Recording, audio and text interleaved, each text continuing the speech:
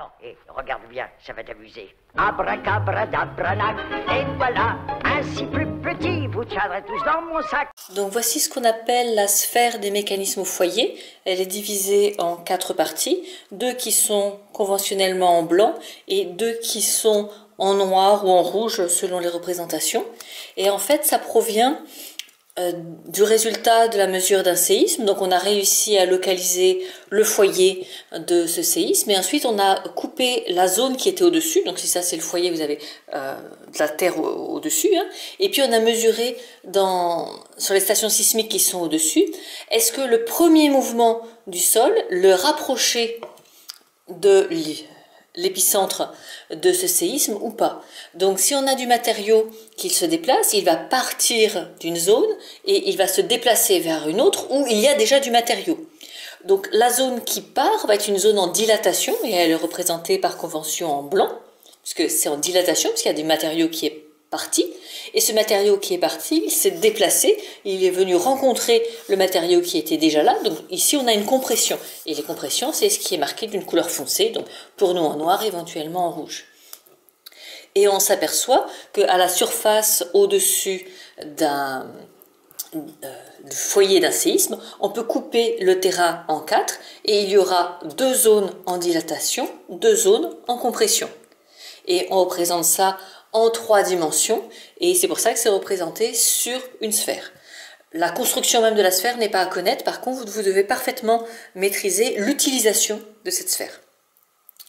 Donc si on ne me donne que la sphère, le problème c'est identifier le plan de faille, parce qu'a priori le plan de faille peut être celui-ci que j'ai découpé, mais il pourrait tout à fait en être un autre, perpendiculaire, que je n'ai pas découpé, c'est ce qu'on appelle des plans nodaux. Donc si je n'ai que la sphère des mécanismes au foyer, je n'ai pas le moyen de savoir quelle est la faille.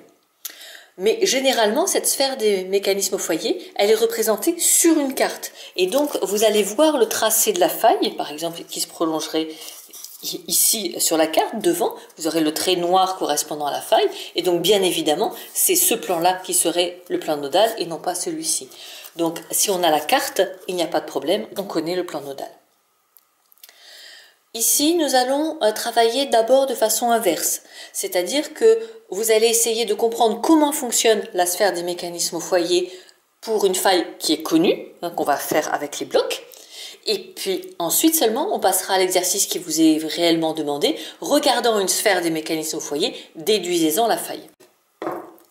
Donc commençons par une faille de ce type. Donc vous repérez que c'est une faille normale, puisque si je prends un niveau repère particulier, ce niveau repère n'est bien sûr pas en continuité, c'est pour ça que c'est une déformation discontinue, et surtout il y a une zone où ce niveau repère n'existe pas, cette petite zone ici, vous n'avez absence du niveau repère, donc c'est à dire que les 2 éléments se sont bien éloignés l'un par rapport à l'autre. D'ailleurs si je monte celui-ci verticalement, on a bien tout cet espace supplémentaire qui est produit lors du glissement de cette faille normale. Donc on a ici une extension dans cette direction-là qui est tout à fait caractéristique. La question que je me pose, c'est comment fonctionne, à quoi ressemblerait la sphère des mécanismes au foyer pour une faille comme ça.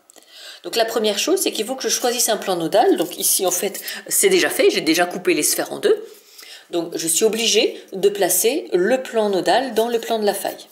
Et puis bien sûr, je suis obligée d'avoir cette représentation, hein, et les sphères des mécanismes au foyer n'ont jamais des hémisphères homogènes. Bon, toujours dans ce sens-là, toujours ce plan-là, mais je peux tourner, vous voyez, tout autour de ce plan. Donc j'ai encore plein de possibilités. Mais je dois me rappeler la convention. Les parties blanches sont des zones en dilatation, les parties noires sont des zones en compression. Donc le matériau se déplace du blanc vers le noir. Donc c'est comme si je poussais du blanc vers le noir.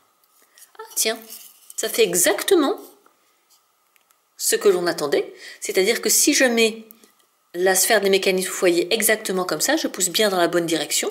Si je l'avais mise comme ça, j'aurais poussé, donc comme je pousse du blanc vers le noir, j'aurais poussé en biais et ça aurait correspondu à une faille avec une composante décrochante. Là, pour que ce soit dans ce sens-là, il faut que je tourne la sphère des mécanismes au foyer. Mais ensuite, attention, la sphère des mécanismes au foyer ne se regarde pas sur le côté, comme si on avait affaire à un affleurement. Les sphères des mécanismes au foyer, c'est en quarte. En quarte, ça veut dire que vous êtes un aigle qui vole au-dessus et vous venez regarder par-dessus. Donc, on regarde, si je la pose sur la faille, on vient regarder par-dessus comment fonctionne cette sphère des mécanismes au foyer.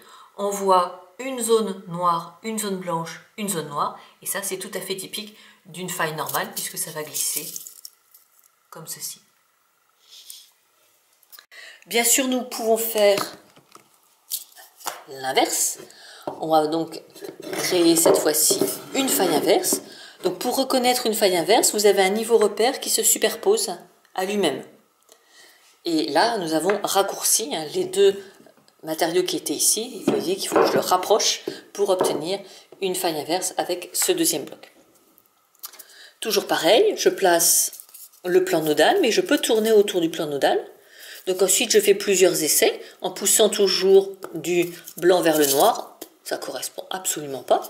Donc j'essaye de voir s'il n'y a pas d'autres possibilités. Donc il va falloir que je le fasse monter. Donc bien évidemment, il faut que le blanc de ce côté-là, il soit en bas. Et donc ici, si je les mets ainsi, je pousse du blanc vers le noir, j'obtiens bien une faille inverse qui sur la carte, comme c'est représenté par au-dessus sur la carte, ça ressemblera à ça. Donc cette fois-ci, blanc, noir, blanc. Nous avons aussi la possibilité d'avoir des failles décrochantes. Donc cette fois-ci, pour qu'on voit quelque chose, bien sûr, nous allons nous placer par au-dessus. Une faille décrochante. Donc pour savoir si elle est dextre ou sénestre, vous imaginez que vous êtes sur un bloc. Vous imaginez qu'en face, il y a un arbre. Bien sûr, vous êtes immobile, ce sont les blocs qui se déplacent. Est-ce que l'arbre immobile ici s'est déplacé sur votre droite ou sur votre gauche? Donc si je suis positionné ici, l'arbre en face, j'ai l'impression qu'il s'est déplacé sur ma gauche. Donc j'ai une faille sénestre. Et évidemment, si je m'étais mis ici et que j'avais regardé l'arbre, ça aurait été exactement la même chose. Il va aussi sur ma gauche. Donc on est bien sur une faille sénestre dans les deux cas. Maintenant, plaçons la sphère des mécanismes au foyer. On va reculer un petit peu. Donc si je prends cette sphère des mécanismes au foyer, vous voyez que je veux désormais avoir un mouvement horizontal. Si je replace comme précédemment, je vais avoir des mouvements verticaux. Pour avoir un mouvement horizontal, je suis obligée de la placer dans ce sens-là. Là, je pousse du blanc vers le noir, ça ne fonctionne pas, je suis dans le mauvais sens. Donc il faut que je la retourne dans ce sens-là. Et je viens regarder par au-dessus. Et vous voyez que là, je vois les quatre parties identiques. Et alors, qu'est-ce qu'il se passe si cette faille n'est pas purement normale, purement inverse ou purement décrochante? Essayons. Donc, on commence par créer une faille normale et puis ensuite un mouvement vers nous. Pour lui faire une composante décrochante, je vais la mettre un petit peu en biais pour que vous voyez mieux. Qu'est-ce qui se passe pour notre sphère des mécanismes au foyer? Donc, on recommence exactement la même chose. Je vais la reculer un peu pour que vous voyez mieux. Je dois absolument mettre le plan de faille dans le plan nodal, qui ici m'est imposé, c'est le plan de découpe. Et puis ensuite, je dois faire un mouvement qui correspond à la faille. Donc vous voyez que si je fais ça, j'ai obtenu une faille inverse. Quand bien même je le retournerai, j'obtiens une faille purement normale. Là, ce que je veux, c'est un mouvement qui aille en biais. Et donc, on peut faire plusieurs essais et s'apercevoir qu'il faut que je mette en biais pour que ça pousse dans cette direction et que ça corresponde réellement au jeu de la faille qui est une composante normale plus décrochante. Ensuite, je reforme la sphère des mécanismes au foyer. Puisque je veux la voir en carte, je viens regarder par dessus. Donc je retrouve le noir, blanc, noir caractéristique d'une faille normale, mais désormais, près de mon pouce, vous voyez qu'il y a en plus, ici, un petit morceau de blanc qui est visible.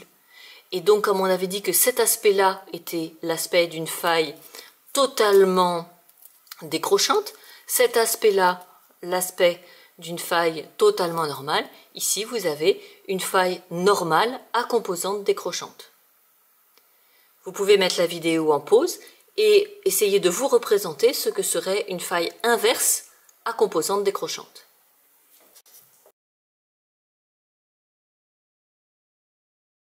Donc créons une faille inverse à composante décrochante. Toujours pareil, je suis obligée d'être dans le plan de faille. Là, je suis en train de créer une faille normale. Donc je retourne, je crée une faille inverse. Mais elle est purement inverse, vous voyez qu'elle ne se déplace pas vers moi. Donc je suis obligée de la mettre un peu en biais pour avoir le mouvement qui correspond réellement. Et ensuite, je viens par-dessus, puisque je suis en quarte, et j'ai cette faille normale à composante décrochante. On voit un tout petit morceau de noir, donc on voit un tout petit peu les 4 cadrans. Et donc c'est l'image complémentaire de celle qu'on a vue précédemment.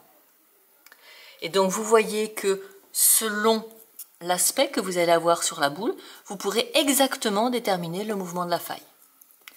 Donc ça, c'est ce qu'on fait dans la prochaine vidéo, où on travaille dans l'autre sens, qui sera le sens qui vous est demandé. On vous propose une sphère des mécanismes au foyer, et c'est à vous de retrouver la faille, le jeu de la faille correspondant.